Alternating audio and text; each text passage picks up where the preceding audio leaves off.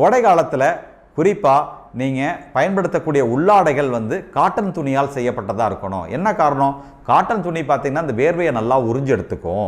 அதனால் உங்களுக்கு பார்த்திங்கன்னா கோடை காலத்தில் ஒன்று வெப்பம் அதிகமாக இருக்கும், இன்னொன்று வேர்வை அதிகமாக உருவாகும். ஸோ இந்த வெப்பமும் வேர்வையும் என்ன ஆகும்னு பார்த்திங்கன்னா இந்த ஃபங்கல் இன்ஃபெக்ஷன் வர காரணமாக இருக்கும். இதை தவிர்ப்பதுக்கு என்ன பண்ணணும்? ஒன்று காட்டன் கிளாத், அந்த ஈரத்தை நல்லா உறிஞ்சிரும். ரெண்டாவது, நீங்கள் போடக்கூடிய உள்ளாடை ஒரு சைஸ் அதிகமாக இருக்கும் பொழுது நல்லா காற்றோட்டம் இருக்கும். அப்போது இந்த வேர்வை வந்தாலுமே கூட குயிக்காக ட்ரை ஆயிரும். பட் இதோட ஒரு விஷயம் நல்லா புரிஞ்சுக்குங்க. கோடை காலத்தில் ஒரு நாளைக்கு 2 முறை கூட நீங்கள் உள்ளாடை மாற்றலாங்க, தப்பே கிடையாது. உங்கள் உள்ளாடை ஈரமாயிடுச்சு நீங்கள் ஃபீல் பண்ணிங்கன்னா தயவுசெய்து உடனே மாற்றிக்குங்க.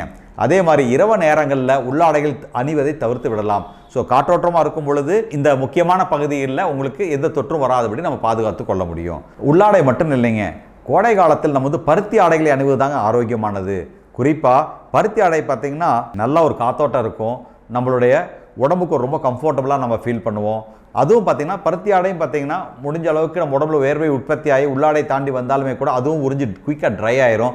ஸோ முடிந்த அளவுக்கு கோடை காலத்தில் நாம் பருத்தி ஆடைகளை அணியணுங்க.